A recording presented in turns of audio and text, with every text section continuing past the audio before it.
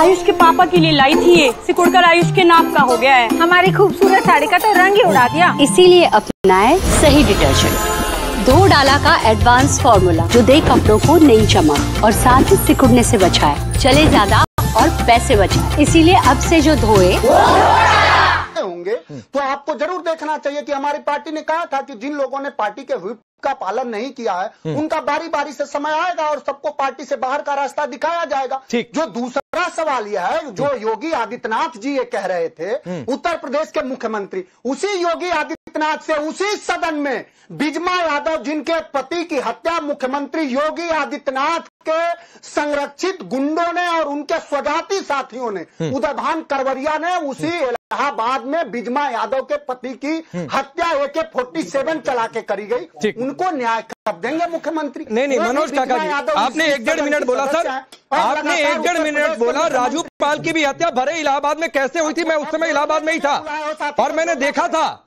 कि कैसे एक शहर में 3-4 किलोमीटर के अंदर 3 बार अटैक हुआ था। अस्पताल के कॉरिडोर तक हमला हुआ था। किसकी सरकार थी, बताने की जरूरत है क्या? मैं उधर नहीं जाना चाहता हूं। 2005 में आपने शुरुआती एक लाइन कहा, मेरा सवाल उन्मादी है। नहीं रुक जाइए, आपने कहा कि मेरा सवाल उन्मादी है। मनोज काका जी, सवाल आपको उन्मादी दिखने लगा, लेकिन फैसला उन्मादी नहीं दिख रहा है। आप लोग बड़ी टाइमिंग की बात करते हैं मनोज काका जी, कि बिहार में SIR अभी क्यों हो रहा है, महाराष्ट्र में तभी क्यों हुआ। टाइमिंग देखिए साहब, क्रोनोलॉजी देखिए। तो आज टाइमिंग आपको नहीं दिखी कि आज ही तारीफ करती है पूजा पाल और उसके बाद एक चिट्ठा पत्र निकाल दिया जाता है अखिलेश यादव के लेटर हेड पर कि भाई हटिए, पार्टी से कोई जरूरत नहीं है। तो क्यों ना कहे कि तारीफ करने पर निकाला? सर्टिफिकेट मत दीजिए, जाकर आप अपनी पार्टी में दरबारी करते होंगे। यहां पर मैं किसी के दरबारी करने के लिए नहीं बैठा हूं और मैं बिल्कुल नहीं बोलता और इतना उग्र नहीं होता अगर आप मेरे सवाल को उन्मादी करार नहीं देते मनोज काका जी। नहीं ये तुम सड़क पर मत उतरिए मनोज काका जी, ये सड़क पर जाकर करिएगा, ये लंपटगिरी सड़क पर जाकर करिएगा सर, प्लीज डिबेट में नहीं। जवाहर यादव की हत्या कैसे हुई, इसका जवाब दो। तुम क्यों नहीं जवाब दे रहे हो? जवाहर यादव, अरे तो आप जवाब दीजिए ना कि राजू पाल कैसे मारा गया, क्या क्या हुआ था? 3 किलोमीटर के अंदर भरे इलाहाबाद में किस तरीके से 3 बार अटैक हो गया था? अतीक मुख्तार को अतीक मुख्तार किसने बनाया? अतीक का बेटा मारा जाता है तो आपके पार्टी के अध्यक्ष लिखते हैं कि भाईचारा मर गया। मैंने उसको मारे जाने की बात तो इस उत्तर प्रदेश में एक BHU में बेटी भी मानी गई, गला फाड़ के नहीं चिल्ला पाए। इसी उत्तर प्रदेश में कितने बेटियों हमारे यहाँ निशा यादव मारी गई, कहाँ डिबेट कर पाए? कहाँ तुम्हारी हिम्मत हो? नहीं प्लीज ये तुम तराव पर मत उतरिए। मैं बहुत सलीके से मनोज काका जी आपसे आप करके बात कर रहा हूँ और इस डिबेट में मैं किसी को किसी के प्रति तुम तड़क करके अलाउड नहीं करता हूँ सर, वो चाहे कोई भी हो। तो एकदम भाषा संयम बना कर रखिए। मुझे पता है कि ये दुखती रह गई आपकी, क्योंकि पूजा पाल PDA OBC गडेरिया समुदाय से आती है। कैसे PDA का नारा बुलंद करेंगे, कैसे चुनाव में PDA का झंडा लेकर जाएंगे? मुझे PDA का वैसे ही झंडा लेकर जाएंगे जैसे झंडा लेकर 24 में गए थे। भारतीय जनता पार्टी कहां चली गई? PDA वाले ही तो पूछ रहे हैं। यही सवाल आपको बहुत शालीनता से, इतना चिल्लाइए मत। योगी आदित्यनाथ से पूछिए कि 2018 के बाद उत्तर प्रदेश में शिक्षक भर्ती क्यों नहीं हुई?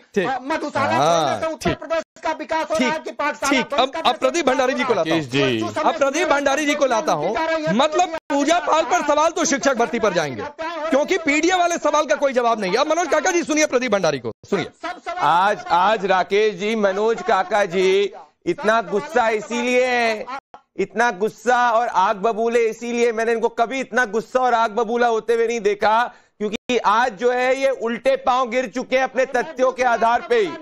आज उत्तर प्रदेश और देश के सामने इनका पिछड़ा और दलित विरोधी चेहरा सामने।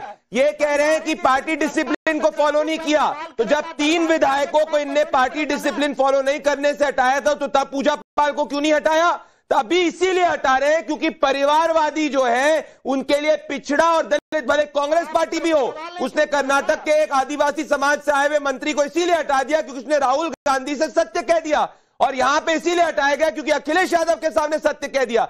मोहित खान ने तो करल के अंदर एक दलित बेटी का रेप किया था, अभी तक क्यों बना हुआ है समाजवादी पार्टी के अंदर? अतीक अहमद ने तो इतने निर्दोष SC ST OBC को मारा था, क्यों बना था समाजवादी पार्टी के अंदर? मुख्तार अंसारी ने तो इतने पिछड़े दलित OBC को मारा था, क्यों बना था समाजवादी पार्टी के अंदर? वोट बैंक के किसी भी व्यक्ति के खिलाफ एक्शन नहीं ले सकते। और बताता हूं, मुजफ्फरनगर दंगे के मौलाना नजीर 2013 में मुजफ्फरनगर दंगे के अंदर मेन एक्यूज थे। अखिलेश यादव ने स्पेशल चार्टर भेजा, उनके साथ भोजन कराया सीएम आवास में। क्यों भाई ओबीसी के साथ भोजन नहीं कर पाए? क्यों दलित के साथ नहीं कर पाए? नहीं कर पाए। उनको तो पार्टी के बाहर का रास्ता दे दिया, क्योंकि अंदर घृणा है। इसीलिए ओबीसी प्रधानमंत्री का विरोध करते हो, इसीलिए एक आदिवासी राष्ट्रपति का विरोध करते हो। आज आपको देश के सामने माफी मांगनी चाहिए मनोज काका, अगर थोड़ी बहुत भी सहानुभूति और इंसानियत बची है।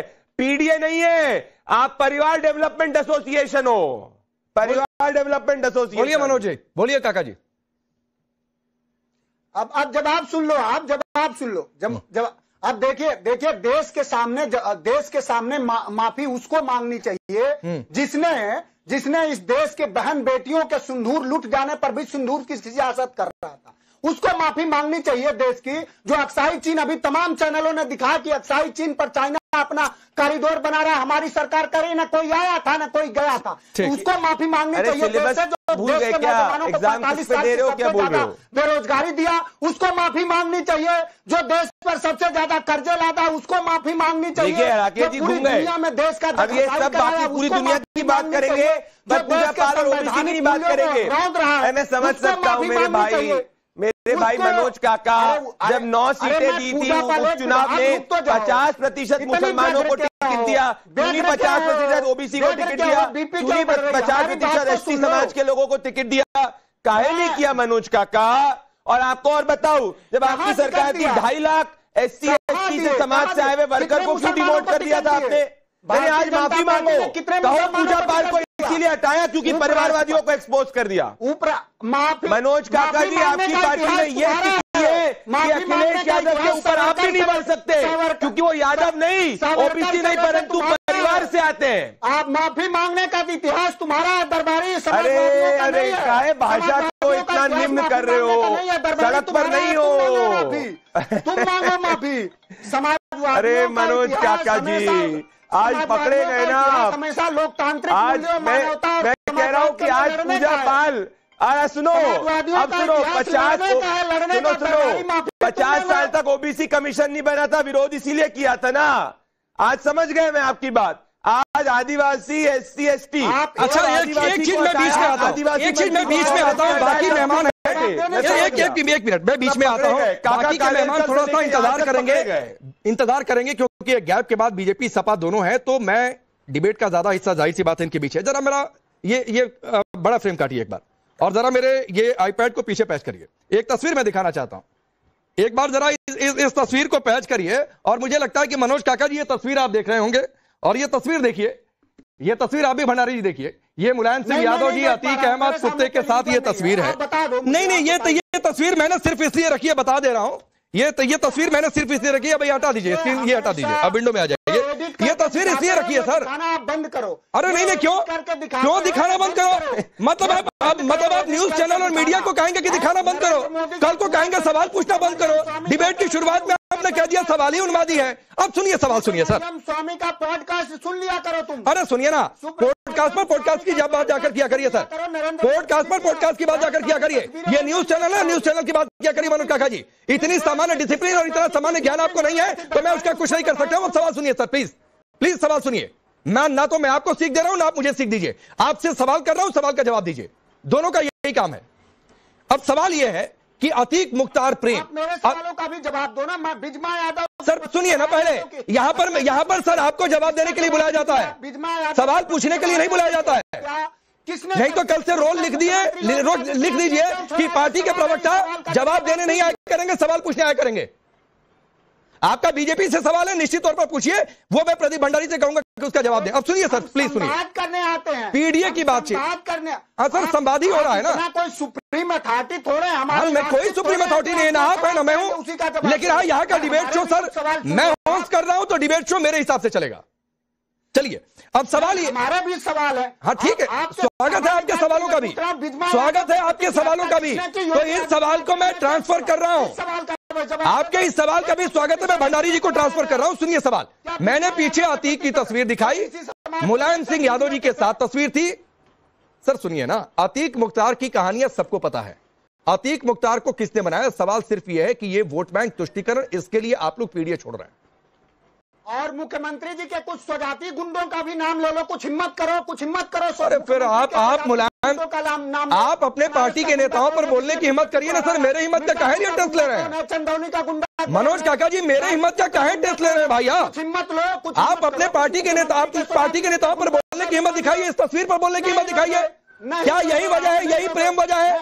तुष्टीकरण है, खास वर्ग का वोट बैंक आपको चाहिए। समझता हूँ पूजा पाल को नहीं निकालते तो कहता कि दूसरा समुदाय कहता कि देखो रे भाई, हम तो सारे पर हमें आपका भी वोट चाहिए और आप भी हमको वोट करते हो। हमें पूरा भरोसा है कि हमें आप भी वोट करते होंगे। ठीक है प्रदीप भंडारी जी, जवाब नहीं है। मैं ओपन चैलेंज आपके शो पे करना चाहता हूँ और ये ओपन चैलेंज है। मनोज काका, अगर दम है आप में तो स्वीकार के बताओ। हमें तो विकास के आधार पर ओबीसी और एसटी के ऊपर आपने कार्रवाई करी, एक बार आपने किसी भी तुष्टिकर अपने वोट बैंक से आए हुए समाज के व्यक्ति के ऊपर अगर कार्रवाई करी हो, ऐसी डिसिप्लिनरी जरा बता दो, नाम बताओ, तारीख बताओ, बताओ।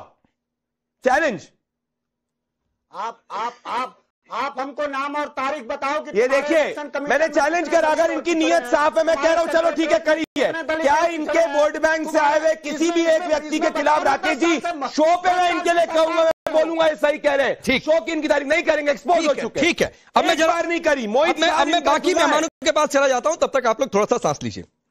अब चंद्रमोहन शर्मा जी, पीडीए की बात आप करेंगे, जातियों की बातचीत करेंगे, पिछड़ों की बातचीत करेंगे? सांस तो ले ही रहे यार, सांस थोड़ी रोक नहीं, मतलब थोड़ा सा कूल डाउन हो जाइए, पानी पी लीजिए। सांस लेने का मतलब ये होता है। ठीक है,